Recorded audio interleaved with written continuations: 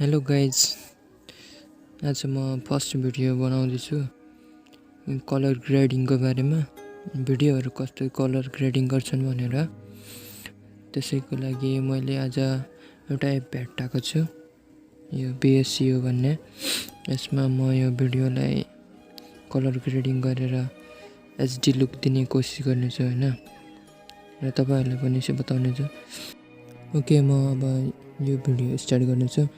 Colour grading गर्नु easy नै छ, र जसलाई लाइटरुम चलाउन हुन्छ त्यसले मजाले यो एपलाई चलाउन सक्छ र राम्रो एडिट गर्न सक्छ। भिडियो कलर ग्रेडिङ योबाट राम्रो हुन्छ। म पनि यसलाई युज गर्ने गर्छु। ओके, म स्टार्ट गर्छु। अब मैले एउटा स्लो मोसन भिडियो बनाएको थिएँ हैन, त्यसलाई म एडिट गरेर देखाउँछु।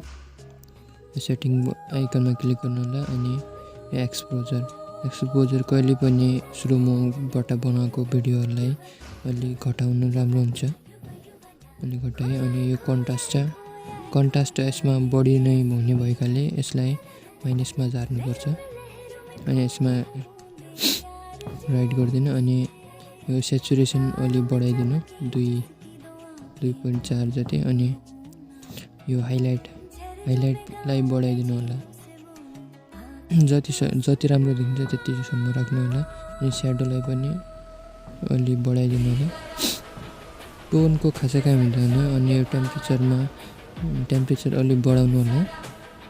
अनि यो टिन्टलाई माइनसमा गरिदिनु होला। अब सही यसमा रेड गरिदिनु। अनि वाइट ब्यालेन्स स्किन टोनलाई घटाउँदा पनि राम्रो घटाउनु पर्छ। अनि स्याडोमा केही पर्दैन। अनि यसमा यो मेन भनेको लाइटरुम जस्तै छ। यसमा रेड कलरको केही छैन हैन, अलि बढाइदिन्छु। रेड पछिको यो दोस्रो कलर भनेको स्किनको हुन्छ, ह्यू एन्ड सेचुरेसन लाइट भन्ने। यो ह्यूलाई म प्लसमा गरिदिन्छु। अलि ल ठिक छ, यति जति। अब यो सेचुरेसनलाई माइनसमा गरिदिन्छु।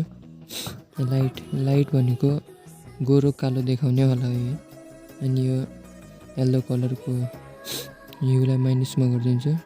सेचुरेसन अलि बढाइदिन्छु। लाइट अलि ग्रिन कलर ब्याकग्राउन्डमा हेर्नु होला कस्तो छ भनेर। ग्रिन नै राख्नुहुन्छ भने सेचुरेसन बढाइदिनु। अनि यो ब्लू कलर आकाशलाई मेन फोकस बनाएर राख्ने हो। यो भनेको यो कलर खासै छैन, यसले केही इफेक्ट गर्दैन, बढाइ नै हुन्छ। सही गरिदिन्छु।